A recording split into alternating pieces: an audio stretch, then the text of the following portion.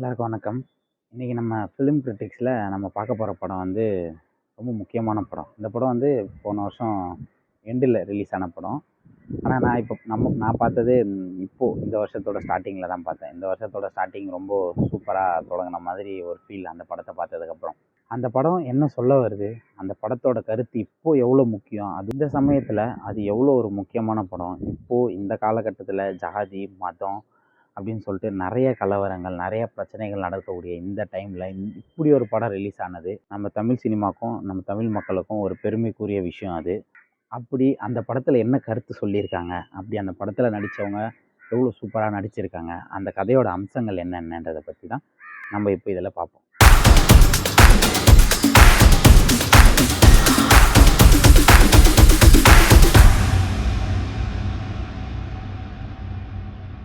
இந்த படத்தோட பேர் வந்து சிறை. இதோட இயக்குனர் வந்து சுரேஷ் குமாரி. இந்த படத்தை எழுதியவர் வந்து இயக்குனர் மற்றும் எழுத்தாளர் தமிழ் அவர்கள். இதில் கதாநாயகனா விக்ரம் பிரபு நடிச்சிருக்காரு. அதுக்கப்புறமா இரண்டாம் கதாநாயகனா புதுமுக நடிகர் வந்து அக்ஷய்குமார் அப்படின்றவர் நடிச்சிருக்காரு. இந்த படம் எதை பற்றி பேசுது அப்படின்னா, முஸ்லீம்ஸ் இங்கே எப்படி பார்க்கப்படுறாங்க, இந்த மண்ணில் முஸ்லீம்ஸை எப்படி வெளிக்காட்டப்படுறாங்க, அவங்க எவ்வளோ பிரச்சனைகளை சந்திக்கிறாங்க, அந்த பிரச்சனைகள் என்னென்னன்றதை பற்றி இந்த படம் சொல்லுது. இதில் இந்த கதை ஆரம்பத்தில் விக்ரம் பிரபு வந்து ஒரு காவலராக இந்த படத்தில் நடிச்சிருக்கார். அதாவது அவர் எப்படிப்பட்ட காவலர்னா ஏஆர் காவலர் அப்படின்னு சொல்லுவாங்க. ஏஆர்னா என்னென்னா, இந்த நார்மல் போலீஸ் ஸ்டேஷனில் இருக்கிற மாதிரியோ இல்லை போலீஸ் ஸ்டேஷனில் டியூட்டி போடுற மாதிரியோ இல்லை வேறு வேலை அந்த மாதிரி காவலர்கள் கிடையாது. இவங்க வந்து இந்த கைதிகள் இருக்காங்களே, சிறையில் இருக்க அந்த விசாரணை கைதிகள் அவங்க வழக்குகளுக்கு வரும்போது அவங்க வந்து ஒரு சிறையில் இருப்பாங்க. அவங்க மேலே கேஸ் போட்ட இடம் வேறு இடமா இருக்கும். ஸோ அவங்கள அந்த சிறையிலேருந்து அவங்க மேலே வழக்கு பதிஞ்சிருக்க அந்த கோர்ட் இருக்குல்ல, நீதிமன்றம், அங்கே கூப்பிட்டு போனோம் அவங்கள. ஸோ அப்படி கூப்பிட்டுட்டு போகிற அதிகாரிகளை தான் ஏஆர் அதிகாரிகள்னு சொல்லுவாங்க, ஏஆர் காவலர்கள்னு சொல்லுவாங்க. அந்த வேலை தான் இந்த படத்தில் விக்ரம் பிரபு அவர்கள் செய்வாங்க. இப்போ நம்ம எல்லாருக்கும் ஒரு கேள்வி வரலாம், ஏன் இந்த மாதிரி ஒரு இடத்துல அவங்க மேலே கேஸ் நடக்குது, இன்னொரு ஜெயிலில் போடுறாங்க அப்படின்றது. அது ஒன்றும் இல்லை. இப்போ அவங்க வந்து ஒரு ஏரியாவில் இருக்காங்க அப்படின்னா, அந்த ஏரியாவில் ஏதோ ஒரு பிரச்சனை நடக்குது, அங்கே இருக்க காவல் நிலையத்தில் வழக்கு பதிவு செஞ்சு அங்கே பக்கத்தில் இருக்க கோர்ட்டில் தான் அந்த கேஸ் நடக்கும். ஆனால் ஜெயில் அப்படி இல்லை. ஒரு குறிப்பிட்ட இடங்களில் தான் ஜெயில் இருக்கும். ஸோ அவங்கள அந்த ஜெயிலில் எடுத்துகிட்டு போய் போட்டுருவாங்க. ஸோ அந்த ஜெயிலேருந்து அவங்க இங்கே வழக்கு பதிஞ்சு இந்த ஏரியாவுக்கு வரணும் அப்படின்னும்போது ஒரு குறிப்பிட்ட காவலர்களை அவங்களுக்கு துணையாக போட்டு அவங்கள அங்கேருந்து இங்கே கூப்பிட்டு வந்து கோர்ட்டுக்கு அவங்கள ஆஜர்படுத்தி அந்த கேஸோட ஸ்டெப்ஸ் என்னன்றதையும் அந்த கேஸ் நடத்துறதை பற்றியும் பார்த்துட்டு ரிட்டர்ன் அவங்கள கூப்பிட்டு போய் ஜெயிலில் விடணும். இந்த கூட்டு போகிற அந்த டைம் அந்த குற்றவாளி அந்த காவலரோட பொறுப்பு. அவருக்கு என்ன ஆனாலும் அந்த காவலர் தான் பதில் சொல்லணும். அவரால் பொதுமக்களுக்கு எதானாலும் அந்த காவலர் தான் பொறுப்பேற்கணும். ஸோ அந்த ஒரு காவலரை நம்பி இந்த கைதிகளை அனுப்புவாங்க. இதுதான் வந்து ஏஆர் போலீஸோட வேலை. இதுதான் அந்த படத்திலே நடக்கும். இதுதான் விக்ரம் பிரபு வந்து அந்த செகண்ட் ஹீரோ அப்படி இருக்கார்ல, அவரை வந்து இந்த மாதிரி ஒரு இடத்துல இருந்து அந்த வழக்கு நடக்க போகிற அந்த நீதிமன்றத்துக்கு அவர் கூப்பிட்டு போனார். அதாவது இது லாங் எஸ்கார்ட்னு சொல்லுவாங்க. எஸ்கார்ட்னா பக்கத்தில் கிடையாது, இவரை ரொம்ப தூரம் தூக்கி போட்டிருப்பாங்க. அதை வந்து ஒரு நைட்டு ஃபுல்லாக ட்ராவல் பண்ணி அடுத்த நாள் காலையில் அவர் அந்த கோர்ட்டில் ஆஜர் பண்ணணும். ஏன் அந்த மாதிரி அப்படின்னா, அதுக்கு அந்த படத்துலேயே ஒரு விஷயத்த சொல்லியிருப்பாங்க. அந்த விஷயத்த போக சொல்கிறேன். இது லாங் எஸ்கார்ட் கூப்பிட்டு போவார். ஸோ இப்போ என்னென்னா, அவரை கூப்பிட்டு போகிறது தான் படம். கூப்பிட்டு போய் அங்கே ஆஜர்படுத்தினாரா இல்லையா, ஆஜர்படுத்தினதுக்கு அப்புறமா போகிற வழியில் அவங்க என்னென்ன பிரச்சனைகளை ஃபேஸ் பண்ணாங்க, எதனால் அந்த கைதி வந்து எதனால் கைது செய்யப்பட்டான், அவனுக்கு என்னென்ன வாழ்க்கையில் நடந்தது, இப்போது அடுத்த கட்ட நகர்வுக்கு அவனோட வாழ்க்கையில் நடந்த கதையை வச்சு தான் கிளைமேக்ஸை நோக்கியும் படம் அடுத்த கட்டத்தை நோக்கியும் போகும். இப்போது அந்த மாதிரி அவனை கூப்பிட்டுட்டு வரும்போது என்ன ஆகும்னா, பஸ்ஸில் ஒரு பிரச்சனை ஒன்று நடக்கும். அந்த பிரச்சனை நடக்கும்போது அவன் என்ன பண்ணுவான், பஸ்ஸு கிளம்பிடும். பிரச்சனை நடக்கும்போது என்ன பண்ணுவாங்க, விக்ரம் பிரபு கூட 2 காவலர்கள் வருவாங்க. அவங்க இறங்கி அங்கே ஒரு இடத்துல நிப்பாட்டி சாப்பிட்டுட்டு இருக்கும்போது இவனை அந்த பஸ்லேயே விட்டுட்டு போய் சாப்பிட்டுட்டு இருப்பாங்க. அப்போ இவங்க சாப்பிடும்போது அங்கே ஒரு பிரச்சனை வந்துடும். அந்த காவலர்கள் அந்த பிரச்சனையை பார்த்துட்டே இருக்கும்போது இவங்க வந்த பஸ்ஸை அந்த டிரைவர் எடுத்துகிட்டு போயிடுவான். எடுத்துகிட்டு போனதுக்கப்புறம் அந்த அக்யூஸ்ட் மிஸ் ஆகிட்டான், ஐயோ கைதி தப்பிச்சிட்டானேன்னு சொல்லிட்டு இவங்க ரொம்ப ஒரு ப்ரெஷரான நிலையில் இருக்கும்போது அப்போ என்ன பண்ணலான்னு யோசிக்கும்போது பக்கத்தில் இருக்க ஒரு காவல் நிலையத்தில் போய் கம்ப்ளைண்ட் கொடுக்கலான்னு போவாங்க. அப்போது அந்த காவல் நிலையத்தில் ஒரு சீன் ஒன்று வரும். அதாவது என்ன சீன்னா, அவர் தப்பிச்சு போயிடுவார், அந்த கைதி தப்பிச்சு போயிடுவார். ரிட்டன் அவர் எப்படி கண்டுபிடிக்கிறாங்கன்றது கதை. அதை நீங்கள் படத்தை பார்த்து தெரிஞ்சுக்கோங்க. இப்போது அந்த காவல் நிலையத்தில் ஒரு முக்கியமான சீன் ஒன்று வரும். அதாவது தப்பிச்சு போன அந்த பையன் வந்து, அந்த கைதி வந்து, அவரோட பேர் வந்து அந்த படத்தில் வந்து அப்துல் ரஃப். அவர் வந்து ஒரு முஸ்லீம். ஸோ அப்போ இவனுங்க என்ன பண்ணுவானுங்க, அந்த காவல் நிலையத்துக்கு வந்து சொல்லும்போது இந்த மாதிரி நாங்கள் அக்யூஸ்ட்டை கூப்பிட்டு வந்தோம், அவன் தப்பிச்சுட்டு போயிட்டான்றானுங்க. ஆனால் இவனுங்க பஸ்ஸை விட்டுருவானுங்க, பஸ்ஸு போயிடும். ஆனால் இவனுங்க என்ன நினச்சிடும், தப்பிச்சு போயிட்டான்னு சொல்கிறாங்க, அவரும் தப்பிச்சு போன மாதிரி தான் இருக்கும். அப்போது அந்த காவலர் வந்து அங்கே விசாரித்து அங்கே நடத்தும் போது சரி ஓகே அப்படின்னு சொல்லி இது பண்ணும்போது என்ன ஆகும்னா, தப்பிச்சு போன அந்த கைதி வந்து அந்த காவல் நிலையத்தில் தான் அவரும் இருப்பார். அவர் எப்படி வந்தாரா, இல்லை இவங்க கண்டுபிடிச்சாங்களா, இல்லை எப்படி நடந்ததுன்றத படத்தை பார்த்து தெரிஞ்சுக்குவோம். அப்போ அவர் கேட்பாரு, சரி லாஸ்ட்டாக சைன் போட்டு ஒரு கைதி அவங்களாம் பத்திரமா வச்சுக்க முடியாதுன்னு அங்கே இருக்க அந்த காவலர் வந்து இவங்களை திட்டி இது பண்ணுவார். அப்போ நீங்கள் ஒரு சைனை போட்டு கூட்டு போங்கன்னு சொல்லிட்டு அந்த ரைஃபிள் வச்சுருப்பாங்களா அவங்க கன்று ஒன்று வச்சுருப்பாங்களா, அந்த கன்னை வந்து காட்டுங்க அப்படின்னு சொல்லிட்டு இவர் செக் பண்ணிவிட்டு கன்னோட நம்பர் சொல்லணும் அந்த ஒரு காவலரை கேட்பார். அப்போ அவர் சொல்லுவார்.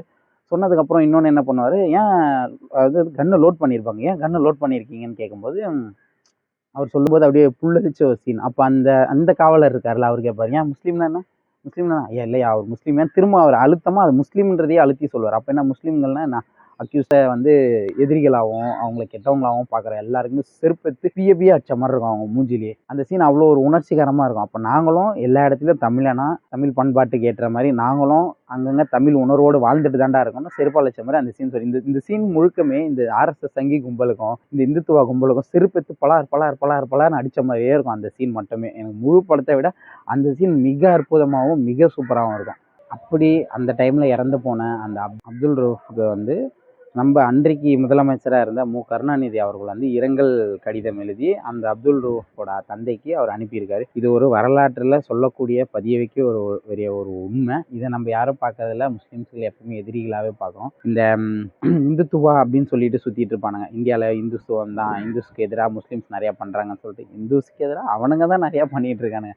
அதுக்கப்புறம் அங்கேருந்து அவங்கள எடுத்துகிட்டு போய் விட்டுருவார். அவங்க அதுக்கப்புறம் அந்த கோர்ட்டுலேருந்து அங்கே போவாங்க. அந்த பையன் வந்து ஒரு பொண்ணை காதலிப்பான். அதாவது அந்த பொண்ணு என்னென்னா இந்து மதத்தை சார்ந்த ஒரு பொண்ணு. ஸோ அந்த வீட்டில் ஒத்துக்க மாட்டாங்க. அப்போ அங்கே நடக்கிற கலவரங்கள், பிரச்சனைகள், அந்த மாதிரி பிரச்சனைகள் வரும்போது என்ன பண்ணுவான், அவன் வந்து அந்த பொண்ணோட அப்பா வந்து இவனுக்கு பொண்ணு தர மாட்டேன்னு சொல்லி சண்டை போட்டு வரும்போது அவங்க அம்மாவை இந்த முஸ்லீம் பையனோட அம்மாவை அந்த பொண்ணோட அப்பா தாக்கிடுவார். அப்போ இவன் தற்காப்புக்கு அவங்க அப்பாவை தள்ளி விட்டுருவாங்க. அப்போ அவர் இறந்துருவார். அதன் மூலியமா இவனே இந்த குற்றத்தை ஒத்துக்கிட்டு இவன் போலீஸ் கண்டுபிடிக்க மாட்டாங்க, இவனா நான் தான் அந்த கொலையை பண்ணுன்னு சொல்லி இவனே போயிட்டு போலீஸ் ஸ்டேஷனில் ஆஜராயிடுவான். அப்புறம் அவனை தான் அதுக்கப்புறம் அரெஸ்ட் பண்ணி அதுக்கப்புறம் போகிற கதைகள் தான் இது.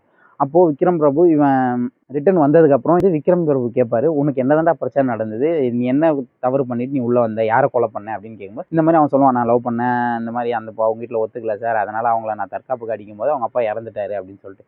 சரி ஓகே அப்படின்னு சொல்லும்போது, அப்போ உன்னை பார்க்க ஏதோ பொண்ணு வருதுன்னு சொன்னியா, அப்போ இவர் சொல்லுவார், என்னை பார்க்க என் காதலி வருவா சார், என் கை விளங்க மாட்டான் ஒருத்தருங்க சொல்லுவோம்.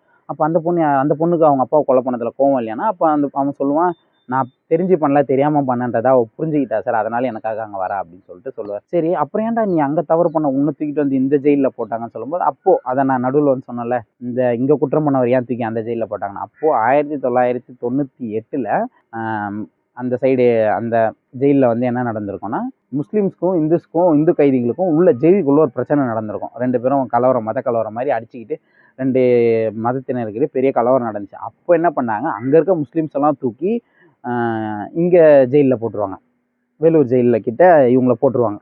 அதனால தான் இப்போ அவன் இங்கேருந்து அந்த ஊருக்கு போயிட்டுருக்கான். ஸோ அப்போ கூட அங்கே கலவரம் நடக்கும்போது இந்துஸை இவங்க வந்து அங்கேருந்து அப்ரூவ் அங்கே இருக்க முஸ்லீம்ஸை தான் அப்ரூவ் மேலே ஜெயிலுக்கு போட்டுருவாங்க. ஸோ அதை சொல்லுவோம், அதனால தான் சரி இவ்வளோ தூரம் போட்டாங்க, நான் இங்கே வந்து இருந்துட்டேன் அப்படின்னு சொல்லிட்டு.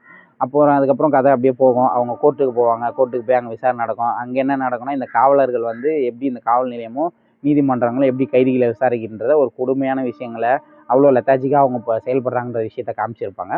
அதுக்கப்புறம் அவன் நீதிபதியை போய் பார்த்து அவங்க 2 பேருமே இந்த மாதிரி நான் இந்த மாதிரி தவறு செஞ்சேங்க, ஏன்னா 5 வருஷமாக ஜெயிலில் இருக்கேன், இனிமேல் எனக்கு நீதி கிடைக்கலையா, என்னை விட்டிங்கன்னா நான் செஞ்ச தவறுக்கு நான் வெளில போய் திரும்பி வாழ்வேன், எனக்கு கொடுக்க தகுந்த தண்டனை கொடுத்தீங்கன்னா அதை அனுபவிச்சு நான் வெளில போய் திரும்பி வாழ்வேன்னு சொல்லுவோம். அப்போ அந்த நீதிபதி என்ன சொன்னால், அடுத்த வாய்தா நீ வரும்போது உன்னை நான் விடுதலை பண்ணிடுறேன்னு சொல்கிறார். இவனும் சந்தோஷமாக போயிடுவான், திரும்பவும் ஜெயிலுக்கு போயிடுவான். அதுக்கப்புறமா ஜெயிலுக்கு போகும்போது என்ன சொல்லுவான், விக்ரம் பிரபு கிட்டே கேட்பான், சார் அடுத்த முறை நீங்களே வாங்க சார், எனக்கு கொஞ்சம் தைரியமாக இருக்கணும். ஆனால் அடுத்த முறை விக்ரம் பிரபுவால் வர முடியாது, வேற ஒரு காவலர்கள் வருவாங்க.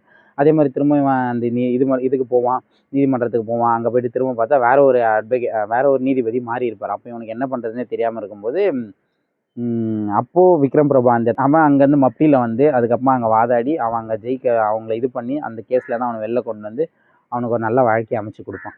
ஸோ இதில் ஒரு சில விஷயங்கள் என்ன நடக்கும்னா, அவன் முஸ்லீம்ன்ற ஒரே காரணத்துக்காக அந்த பெண்ணோட தகப்பனரும் அந்த ஊராரும் அவங்கள வந்து நிராகரித்து நாங்கள் உங்களுக்கு பொண்ணு தர மாட்டோம் அப்படின்னு சொல்லி ஒதுக்குவாங்க. அப்போது அங்கே நடக்கிற பிரச்சனைகளை ஃபேஸ் பண்ணி இங்கே வரும்போது அப்போது என்ன பண்ணுவாங்க, இந்த பையன் வந்து ஒரு மத நம்பிக்கை, முஸ்லீம் மத நம்பிக்கை உள்ளவங்க, அந்த பொண்ணு இந்து மதத்தை நம்பிக்கை. ஆனால் இந்த விக்ரம் பிரபுன்ற காவலர் வந்து அவர் கடவுள் நம்பிக்கை இல்லாத ஒருவர் தான். ஸோ அப்படி தான் இந்த படத்தில் காமிச்சிருப்பாங்க. ஆனால் இப்படி இருக்க எல்லாருமே ஒத்துமையாக இருக்காங்க. ஒரு மதத்தை தூக்கிட்டு எல்லாத்தையுமே தூக்கிட்டு இருக்கேன், நீங்கள் ஏன்னா அப்படி சுற்றிட்டு இருக்கீங்கன்ற மாதிரி அந்த படத்தை கொண்டு வந்திருப்பாங்க. ஸோ இந்த படத்தை பொறுத்த வரையும் இந்த 2025 முடிவில் ஒரு சிறந்த படம், 2026 நான் பார்த்த ஒரு நல்ல படம். இந்த படம் வந்து எல்லாருக்குமே உணர்ச்சியும் ஒரு பெரிய மன அழுத்தத்தையும் கொடுக்கக்கூடிய படம். அதாவது முஸ்லீம்ஸ்கள் எவ்வளோ கொடுமைகளை பார்க்குறாங்க, எவ்வளோ கஷ்டங்களை பார்க்குறாங்கன்றது. அதே மாதிரி இந்த மாதிரி கேஸ் பட்டு போகும்போது எந்த முஸ்லீமாக இருந்தாலும் சரி, குற்றம் பண்ணுறவன் எல்லா மதத்துலேயும் தான் இருக்கான், எல்லா ஜாதியிலேயும் தான் இருக்கான். ஆனால் ஒரு குறிப்பிட்ட மதத்து மேலே, ஒரு குறிப்பிட்ட ஜாதி மேலே அவங்க இப்படி தான் இருப்பாங்க, இப்படி தான் இருப்பாங்கன்னு திணிச்சு ஒரு விஷயம் செயல்படுற ஒரு உளவியல் இருக்குல்ல, அந்த உளவியலை தான் நம்ம மாற்றணும். நீ தண்டனைகளை பிரச்சனைகளை குறைன்றது அப்பாற்பட்டது. இந்த மாதிரி தப்புனா இவங்க தான் பண்ணுவாங்க, குற்றம்னா அது இவங்க தான் பண்ணுவாங்கன்ற ஒரு உளவியல் இருக்குல்ல, இந்த கருப்பாக இருக்கிறவன் பொய் சொல்லுவான், வெள்ளையாக இருக்கிறவன் பொய் சொல்ல மாட்டான்ற ஒரு அந்த மனப்பான்மை இருக்குல்ல, இந்த மாதிரி மனப்பான்மைகளை தான் நம்ம மாற்றணும். இதுதான் அந்த படமும் சொல்லியிருக்கேன். நான் படத்தோட கதையை பெருசாக சொல்லலை, அதில் இருக்க முக்கியமான அங்கங்களை மட்டும்தான் நான் சொல்லியிருக்கேன். முக்கியமான அங்கங்களை சொன்னதுக்கு காரணம் அந்த படத்தை போய் நீங்கள் எல்லாரும் பார்க்கணுன்றது தான். அந்த படத்தை பார்த்து அதில் இருக்க முழுமையான கதையை நீங்கள் தெரிஞ்சுக்கோங்க, அதில் இருக்க விஷயங்களை புரிஞ்சுக்கோங்க. முஸ்லீம்ஸ் நமக்கு எதிரானவங்க கிடையாது, அவங்களும் நம்மளை போல நம்ம சக தோழர்கள், நம்ம சக உறவினர்கள், நம்ம சக நண்பர்களாக தான் அவங்களும் இந்தியர்கள் தான், நாமும் இந்தியர்கள் தான். முஸ்லீம்ஸை தீவிரவாதிகளாகவோ, எதிரிகளாகவோ, துரோகிகளாகவோ, விரோதிகளாகவோ பார்க்காதீங்க. நம்மளோட நண்பர்களாக பாருங்கள். அவங்க நமக்கு ஒவ்வொரு இந்தியனுக்கும் இந்த மண்ணில், ஒவ்வொரு தமிழனுக்கும் எப்படி இந்த மண்ணில் உரிமை இருக்கோ அதே உரிமை அவங்களுக்கும் இருக்குது. அவங்கள வேற்றாளுங்களா தயவு செஞ்சு பார்க்காதீங்க. அப்படி பார்க்குறவங்களாம் இந்த படத்தை போய் பாருங்கள். உங்கள் எல்லாருக்கும் செருப்பெத்து பலார் அடிச்ச மாதிரி இருக்கும். அப்பயாவது திருந்துங்க, படத்தை போய் தேட்டரில் பாருங்கள். இன்னும் 2-3 நாள் தான் படம் தேட்டரில் ஓடும். ஏன்னா அதுக்கப்புறம் இந்த ஜனநாயகன் அப்படின்ற ஒரு படம் வர்றதுனால, பெரிய பிஸ்னஸ் படம் வர்றதுனால இந்த மாதிரி நல்ல நல்ல படங்களை நிராகரிச்சிருவாங்க. அதனால் அதுக்குள்ளேயே அந்த படத்தை போய் தேட்டரில் பாருங்கள், அந்த கதையை உள்வாங்கிக்கோங்க. இந்த படத்தில் வந்து விக்ரம் பிரபுவும் அந்த பையனும் ரொம்ப சிறப்பாக நடிச்சிருப்பாங்க. அதுக்கப்புறம் அந்த கதாநாயகியும் ரொம்ப சிறப்பாக நடிச்சிருப்பாங்க.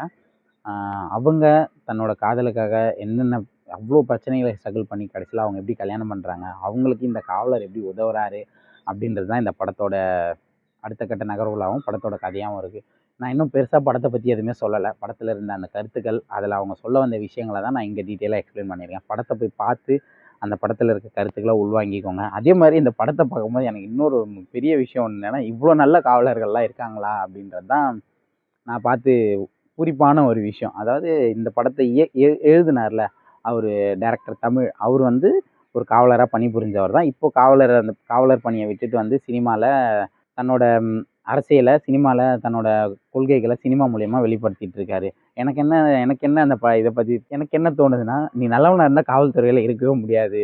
ஸோ அப்படி இருந்தால் நீ வெளில வந்துடணுன்ற மாதிரி தான் எனக்கு இருக்குது. ஏன்னா அங்கே நீ போனாலே உன்னை மாதிரி தான் இருக்குது. இந்த படத்தில் இருக்க மாதிரி எல்லா காவலர்களும் இருந்துட்டாங்கன்னா இங்கே நிறைய பிரச்சனைகளை நம்ம இங்கே சரி கட்டிடலாம், சரி தீர்த்திடலாம். ஸோ அதனால் இந்த படத்தை போய்ட்டு தயவு செஞ்சு தேட்டரில் பாருங்கள். பார்த்து அந்த படத்துக்கு ஆதரவு கொடுங்க. படத்துக்கு ஆதரவு கொடுங்கன்றதோட அந்த படத்தில் இருக்க கருத்தை உள்வாங்கிக்கோங்க. அதுதான் முக்கியமான விஷயம். அந்த கருத்தை புரிஞ்சு நடந்துக்கோங்க. தமிழர்களாக வாழ்வோம், தமிழர்களாக இருப்போம், தமிழர்களாக ஒன்று கூடுவோம், தமிழர்களாக ஒன்றா நடப்போம். அல்லாஹு அக்பர், ஜெய் பீம்.